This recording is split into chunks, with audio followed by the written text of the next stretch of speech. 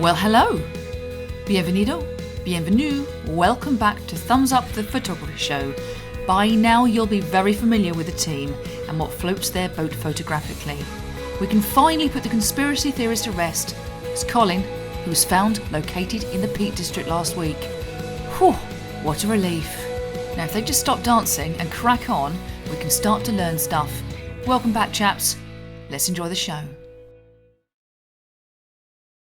Hello and welcome to this week's episode of Thumbs Up the Photography Show. I'm going to skip back to when I was in northern Norway and I'm going to go for a 10-minute walk. I know, a 10-minute walk with my reputation. And Dave, well, he knows just how much I love a gadget or an accessory, and he's going to talk to us about his latest purchase, which might be one of the biggest and most expensive things a landscape photographer can buy. The guys come up and visit me up in Staithes, which is a lovely little seaside village in Yorkshire. And then, well, before all that, we've got part two of our fantastic street special with our guest, Paul Hill. So let's hop over and see what we're getting up to over in Coventry. A moment ago you were taking a shot in towards this coffee shop here. What were your thoughts? I'd spotted the guy just getting served and I'd seen the circular wording on the door. Right. So again, through glass, there's some reflections there. Whether I've captured them, I don't know, but I was trying to get his head. And layers. Yeah, and try and get, so you got the door frames and then looking through. He did clock me, but I didn't get the focus when he clocked me, so I carried shooting away. I had to switch to manual focus, which is quite easy on this lens, just flick the switch there. I want him to actually look at me and try and get that eye contact again, which is something I'm always looking for. But so it was just framing his head in them circular words, things like that. Same as with the heart symbol there. I might grab that one if we can get that one with the lady. Bit distant, but so yeah, framing again. You got more layers then, and probably not many reflections, which we will struggle today because it's a bit cloudy. But those sort of things I'm looking for. Cool. Come on, Martin, your turn.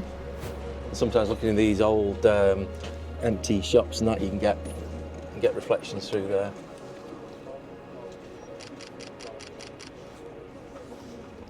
So I have no idea what you're seeing there.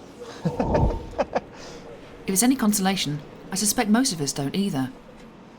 Oh, okay. Real use of reflections there. Okay, that's cool. I like See that. So the layers, reflections, and eye contact.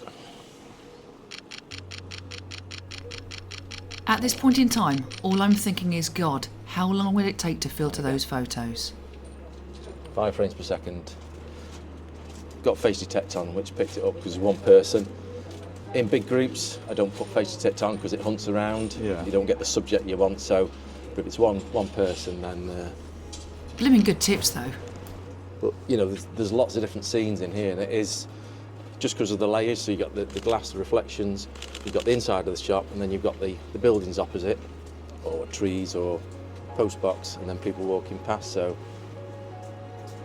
I don't think the view through there works. Martin, That's good. I'd have been as confused as you are. It's a totally different way of seeing. I guess over time you'd learn it, though. I quite like her bright jacket.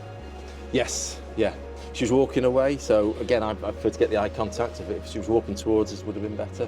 Now what I'm struggling with here is focus, because when I'm focusing on the reflection, it's focusing on the bush behind me. That's why you might need to switch to manual focus, just Yeah. to override it.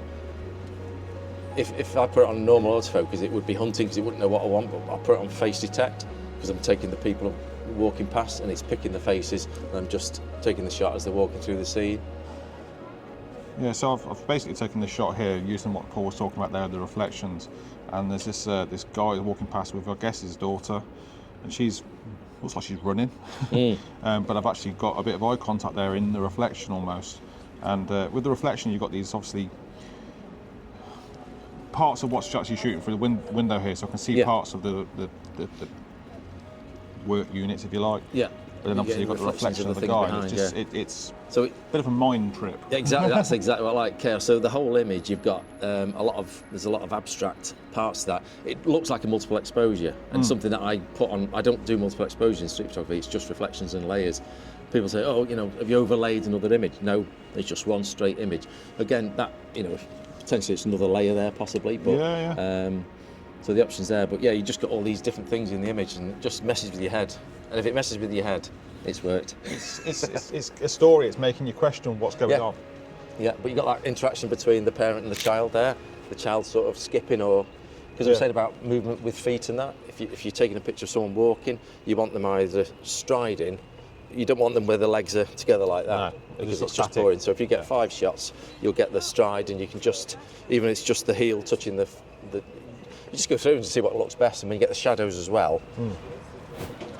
So Paul is basically, again, using reflections. He's noticed that just behind him is this Turkish grill sort of fast food joint, and he's getting reflections of the guy there preparing what I believe are kebabs, and he's hoping for a bit of eye contact, and I think he's having to manual focus as well because of the reflections. That should look quite cool.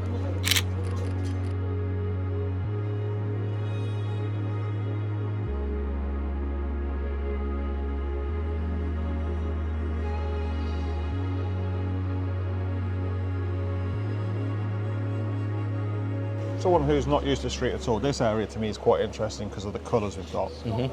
But I don't know how I'd incorporate, because it's obviously quite high up, how they'd incorporate that into a street photo.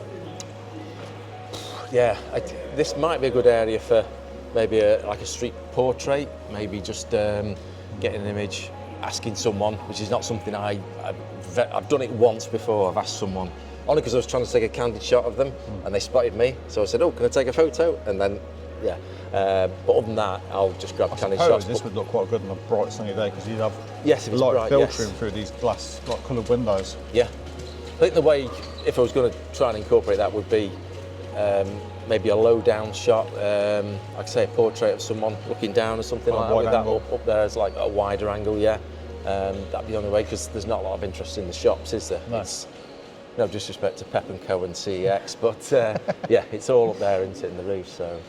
So myself and Dave did a little bit of a recce earlier, and we came here before Paul came on the train. Myself and Dave were immediately drawn to these coloured lights over here. Paul hasn't even acknowledged that yet.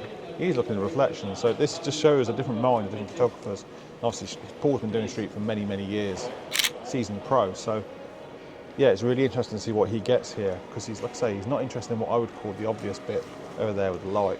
He's really playing with these reflections.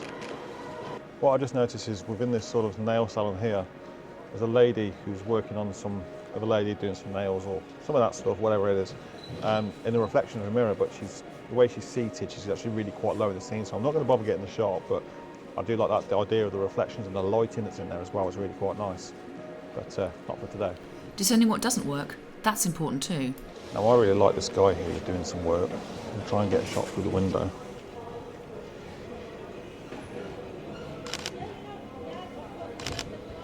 It's nice, they've got some layers there as well with the machinery in front, that's sort of out of focus, and they've got him doing his clothes alterations.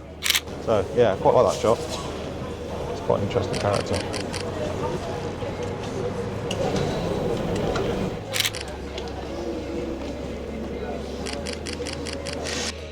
You're just getting a bit of thing out of focus in the foreground there, so just to get a bit of a layer. So for me, what I'm thinking you're doing here is there's this sort of graphic on the window, so you're getting that out of focus and getting some layers in there, is that? Just spotted the guy there. Might get the other guy through this side. Oh, he's blocked off. He's blocked off. I think we all are, Martin. It would be great if he looked. That'd be a really nice shot. Charming.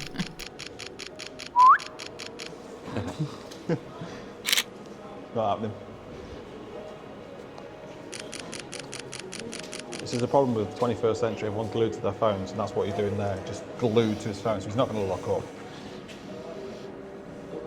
So you've got him in that little bit of a square, yeah, and then I've got the other signs as well, a bit of reflection there, but there's a bit of look. But that's what I talked about earlier, about that sort of contrast. So the subject is a very small part of that frame, mainly because I'm stuck at 75mm, but again, it tells a story. He's in a Chinese, salon and that sort of thing. So. Alright, so we've just come up now to what we call Broadgate, which is kind of like the main centre of Coventry, if you like. And it's a shopping area with loads of different restaurants, a Primark, and it should hopefully, I think, get some nice shots from here, because there's a lot of interesting characters. So as I said, we've come into this Broadgate area. There's loads of calves here. Paul has already seen a shot, looking in towards Wagamama's. Paul, what's your thoughts? I'd seen the two chefs just chatting behind the steam coming up. Again, layers, grabbing a few shots as them chatting, and then also waiting for people to come through the shot. So they're out of focus but walking through, so it adds that extra layer again. So the foreground, mid-ground with the reflections, and then the subjects with the two chefs chatting behind the steam. Very cool. I'm going to try and grab one as well. I'd like to try and get one with kind of myself as a reflection in there as well. I've seen quite a few shots for Paul's, and actually Suggy did one in Whitby that looked really cool as well. So if I can try and get my reflection in there, it might look quite cool.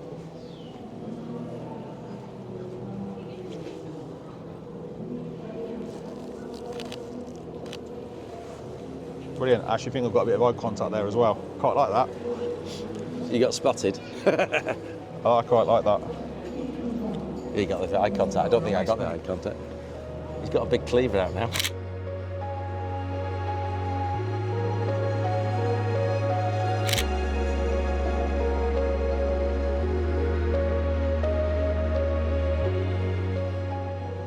I was looking at here with using these pillars. If we can get the subject, but it'd have to be at the back of the frame. It's not really an interesting subject, but just getting close up to this and getting the subject. Working with those layers. The back. So all these will be all out of focus, leading through towards someone in as the subject at the back, but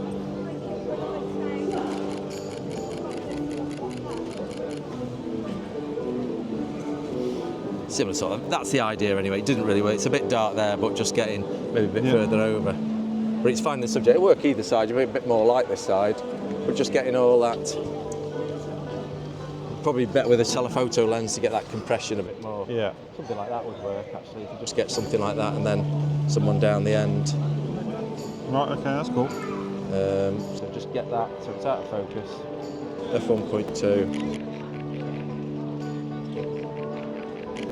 That's cool, I like that. That one worked out right, I think. Oh, wrong one. I don't know about you, even though this scares me rigid, I'm tempted to give it a go. Now I've got these tips.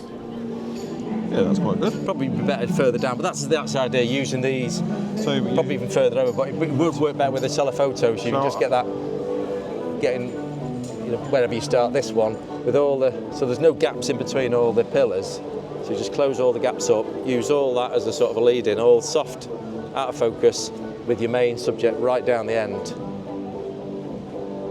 You've even got that line on the gutter as a lead-in as well. Yeah, I think I've got that. It's one of them that can take a while to get the right subject, but This style of street seems more subtle. So I'm shooting at 200 mil here, so yeah, I think that's mine. Even that is a bit too short. I think you need that. I'll focus about sort of halfway into the frame. Less likely to cause a confrontational moment. An ideal subject would be someone maybe stood smoking with the foot up on the pillar or something down the bottom. Just get them as the main subject with all the other pillars just out of focus. But again, you could be waiting a long time for that. So again, that sort of fishing that I was talking about, you find a scene, you wait for the right subject to come along, give it 5 or 10 minutes. If it doesn't happen, move on. It's one for next time. I had a really great walk around with Paul and Dave this morning. I think I actually learned quite a lot, especially using reflections. Yeah, I mean, when I was in Whitby a few weeks ago, I wasn't looking for reflections, I was just looking through windows, photographing people, kind of I felt a bit aimlessly. But one of the biggest things I learned from you this morning is actually to look beyond that and actually almost forget the person's there, look for the reflections, and then allow the person to come into the frame. Yeah, that's it, yeah. So yeah, that's been really good. Thank you for that. So yeah, thank you so much for that, Paul. No problem. Do hope you've enjoyed this little segment. If you have, please consider hitting the like button, and if you've really enjoyed it, please subscribe to the channel. Anyway, I'll hand you over to one of the other guys.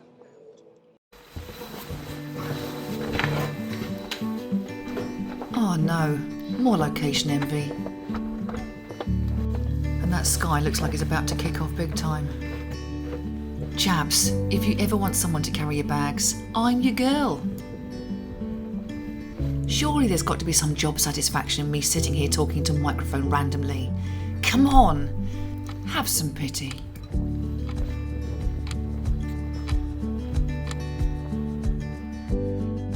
This week I'm in Rhina, still in Norway. I'll set myself a little challenge. I'm going to walk for 10 minutes and see what shots I can get straight from the door. Because look at this place. It's stunning. Everywhere you look. So it's about an hour from sunset. I'm just going to go for a wander.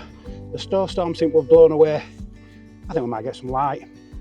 So yeah, Fat Man does a 10-minute walk. How's that for a section of this episode? It's original, I'll give you that.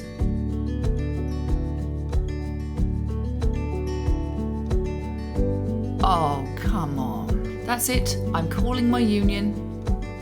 God, that's stunning. And the first thing I've seen are a couple of cottages straight over the road from where we're staying. And they've got turf roofs. Nice little red cottages out in the water. So that's the first shot.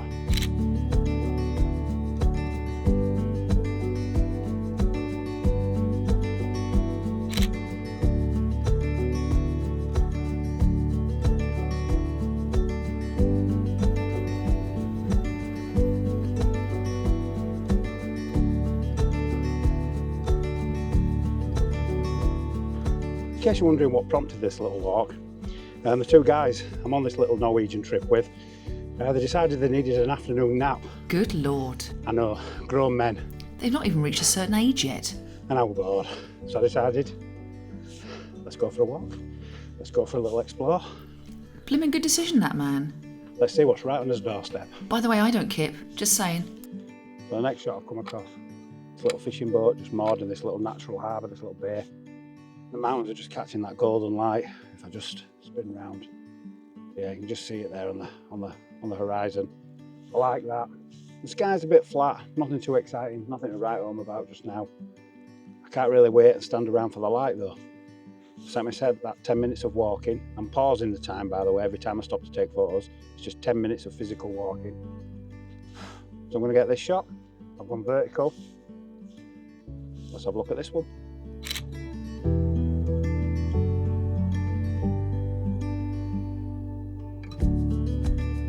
Well, that light that was on the peaks, it was very fleeting, it's gone. Got to this position here and I'm looking back across the bay. You can see the house we're staying in. In fact, I'll show you now, using the oar, the magic finger. So yeah, that's where we're staying, so that's where I walked round from, but yeah, looking back it looked glorious. By the time I got the camera set up, the light had gone.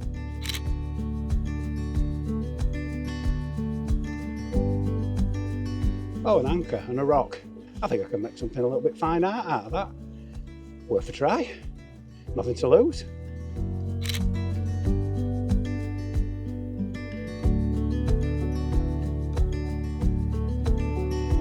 Now this might be worth shooting. Behind me, the little wooden bridge, and then, can I angle the camera up? You've got the Rheinhorn, or Rhiner horn. Good Lord. Lovely, lovely little distinct mountain. And that bridge just lines up with it perfectly. So let's have a wander down. Yeah, I can feel a vertical composition coming on. I'm just angling the camera up to show you that there's some telegraph wires or electrical wires. So I've just got to make sure I walk on the bridge far enough. My lens of choice for this little trip is a 24-200 just because it's really versatile. With this shot, vertical orientation, 24mm.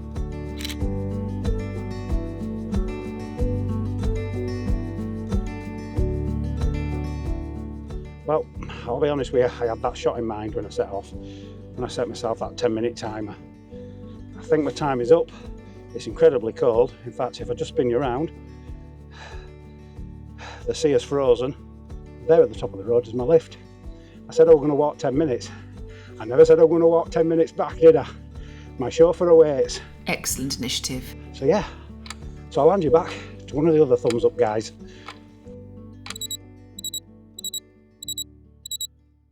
So, thank you very much for that. And if you've followed my channel, my personal channel before, you'll know that a few videos ago I talked about getting the most expensive piece of kit that I've ever bought for landscape photography. And there she is. And the reason I've got it is because of this guy here. This is Mr. Steve Staithes, as you know. If it hadn't been with Steve, I wouldn't have owned one of these, but he's convinced me that this is going to be great for landscape photography. Tell the viewer why. you can be on location at the right time, or as close to that location as you possibly can at the right time. Not only that, for example, it's storm in the east coast, but it's great on the west. Head west. Yeah. So what you're doing, you're giving yourself a better chance of getting better images because you're choosing when you can go. Because at the moment, what I do is I'll book a hotel or I book a B&B and I'll book it like a month in advance and I have to go. And that hotel won't be on location, will it? No. But the chances are, even if it's a 10-minute drive, so you got to get up early, pre-plan. There, you can be as close as you can as possible to that location to shoot. Or if not, that drive in the morning, it's a lot easier, all set up. Plus, it's more because you've got that comfort in there. You can come back. You can. You know, you're in a better place to do your photography. I'm looking forward to it. So we have a look around it? Obviously, it's a VW camper. It's fully kitted. It's got the solar panel. So really, what we're looking for is all off-grid, because it's all about the wild camp. So it's night heater fitted. So you're never going to be cold. So you can go all year round. You're never ever going. I've slept in my -8, not a problem. Wow. Right. Yeah. So it's got night heater, which is probably the main thing. Yeah. You've also got a fridge, so you're all right in the summer. You can come back, exhausted in the morning, do some photography up a fell or whatever. Come back, you got a nice cold beer, drink, whatever. Nice. So, but that puts you in the right place for when you go out again. Got all the cooking facilities, toilet. So this van's also got a pop top, so you can pop that up. You can sleep 4 in the van, so it's a 4-berth. Yeah. The front seat swivels round. Table. And again, it's obviously more comfortable if you put the pop. I've not got a pop top on mine, and I've got to be honest with you, I don't find it a problem. But if you've got a family, you need a pop top because there's no other beds. For your photography, which is what we're talking about really. Yeah. Like I say, I have no doubt that it will improve your photography because you're giving yourself a better chance of being in that right location at the right time. It's all about conditions. It's about conditions. Yeah. How many times do we go out because you've booked that hotel, you've got to go that weekend, and that weekend's rubbish. Yeah. Oh, a lot. Let's go the next weekend instead when it's predicted better. Yeah. You've got that flexibility. Yeah. In where you can go in the country as well. You can literally choose where you can go. It's not working here. I'm going to go 50 mile down the road where it's better. Yeah. No. There's a lot of times I've been to Wales where I've been in the mountains and it's just horrendous. Yeah. So I'll just go on to Anglesey on the coast where the weather's better. Yeah. And I'm travelling 40 minutes. Now, if you're stuck at an hotel, you've limited. Yeah. Yeah. And you've got to get up hours earlier and all this stuff. So it's which I need. To be fair. Yeah, well, but that's right. But you do. Yeah. But if you're getting better sleep when you do wake up, you're fresher to actually be in a better mind to do your photography as well. Attack the day. Yeah, and put more effort into the photography. Yeah. So it's for me, it's a no-brainer. I'd rather have a camper than a car. I'd rather have a camper and the cheapest camera ever. Yeah. Spend 10 grand, put it like this, if it was an Hasselblad or a camper, it'd be the camper every time, not the Hasselblad, and I'd rather use my phone. Yeah, absolutely. And because you're putting yourself in that position a lot better. And you still get better images, actually, I guess, wouldn't you? Well, it's if you can't get there at the right time, you're not going to get the best image, are you? No. Simple as that. It's that simple. So nice. So there we go. Exciting times. Yep. Camper boys here. So we pass you over to the other guys and see what they're up to now? Yeah, go on in. Let's see what else everybody else is up to. So myself and the Thumbs Up guys have come up to Yorkshire for a couple of days, and we're staying in a little house in Whitby, beautiful place. But we've just come out this morning, half an hour drive north, to a little village called Staithes. And I'm hoping to get a shot this morning. I haven't actually got in my portfolio, but something I've been looking for quite a while, which is a sort of blue hour shot of a coastal village like this, a seaside village, with the lights, lighting the buildings up. And I just want, to try and get a shot like that. So great spot for it, absolutely fantastic. I have seen photos of this place online, and the photos I've seen, they're all using sort of these old sort of incandescent bulbs, and it's all got that sort of orangey tone to it, which looks really appealing. Got here this morning, and it seems that they've changed a lot of the lights to LEDs, so they're bright white. So I'm a little bit peeved with that, but I think we might be able to do something with that in post. Probably try and change the colour of those lights to sort of more orangey tone. Don't know, we'll have to have a look. But I've taken a few different compositions. I've taken one in portrait orientation with the sort of the river here leading out to the sea on the left hand side, and mainly these houses on the right hand side and a touch of sky in the frame as well. But I've also taken a lot of a sort of a wider shot here, incorporating the house on the left hand side of the river, the ones on the right, and the river kind of coming just round the left ever so slightly. The sky this morning, it's a bit grey. We have got a bit of texture in the sky, which is quite nice. Was hoping for a nice sunrise. I'm probably going to stay here for a little bit, and what I'll do is, if that sky does kick off, I'll take a photo of that sky and do a bit of sort of like a time blend, bringing that sky into the images I've taken at Blue Hour with these lights here. So yeah, any of these work out, let me pop on the screen and I'll pass you over to one of the other guys. Yeah, thanks Martin. So Martin's been obviously talking about the lights and the LEDs in this scene. I've been interested in the seagulls. So what I've shot, and I don't know whether this is going to work. I'm not really very good at blending. Gary's your man for that. But I've shot the long exposure Blue Hour shot, and then I've whacked the ISO up, opened the aperture, and I've shot a picture which will freeze the seagulls in the sky. And my intention is then to blend them in to this picture because I think they add a lot of interest in the sky, and also seagulls are a big part of Staithes. They do make a racket here in the mornings. They nest in the cliffs just below my feet here, which is really which is lovely, and it is very seasidey. So that's what I'm going to do. Here comes my picture.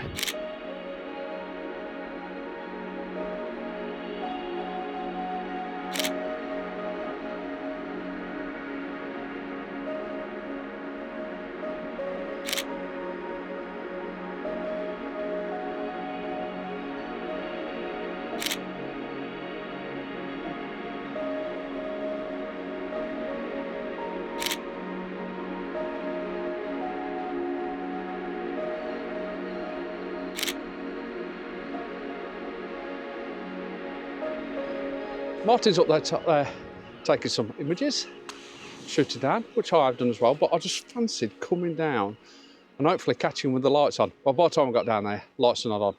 And then my next thought is, and I was talking to actually Colin, who's shooting just there as well, you know, I want to get a bit of fine art. And then we just spent 5 minutes here and I've seen the end of the pier there. That's really interesting. So I've got the zoom lens on. I'll put it down to 1/8 of a second. The 10-stop filter on, which will give me a 2-minute exposure, which I'm hoping is now. Nice, like it. So what I'm going to do now is, I think what I'll do is, I'll grab one more of them as a banker shot, and then I think I'm going to do a portrait, because I think a portrait, putting it on the bottom or top third, and again, I won't know that until I try it. Normally I prefer it on the bottom third. I like that expansive openness at the top, not the bottom. That's what I normally prefer, especially in a portrait mode as well. Well, both modes actually. But that's portrait landscape. I prefer it on the bottom and the top. I think it works better to the eye as well. But not all the time. Now the clouds are not particularly moving a lot, but what clouds there is, they're quite a nice colour and texture. Whether that resonates in the image, I'm not quite sure, especially being at 2 minutes. That's probably why a minute I think I may prefer. So again, I will adjust the settings to get that up in the ISO, down in the ISO, f-star, whatever, to create that 1/15th of a second, which will give me a minute exposure for the text.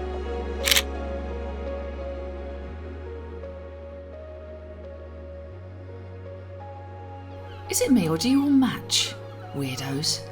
Come actually to the end of this one pier to get a different perspective on this other end of the harbour here, or the harbour wall.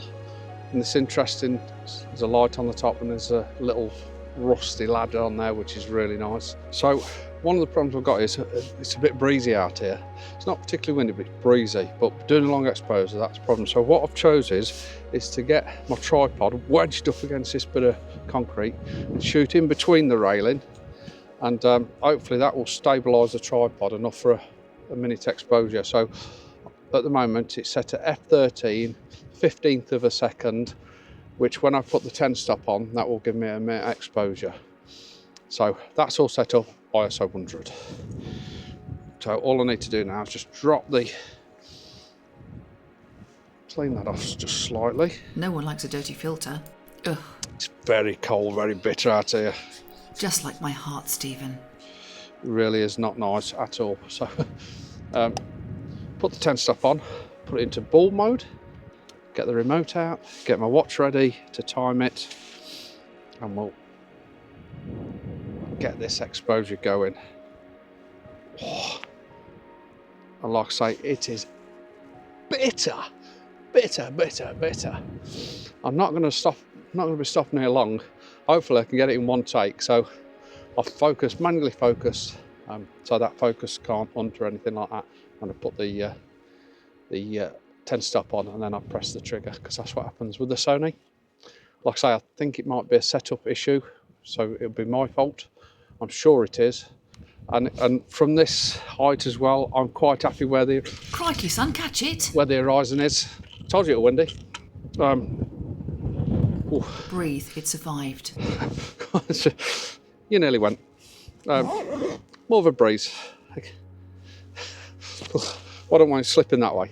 We don't want that. We do not want that. So now I'm panicking. Let's grab this shot and see what it's like. As you can see, the light's hitting the headland behind me there. So grab the shot, like I say, I'll grab the shot. Let me know if you enjoy this type of photography. I certainly do. And let me know what you think of these images.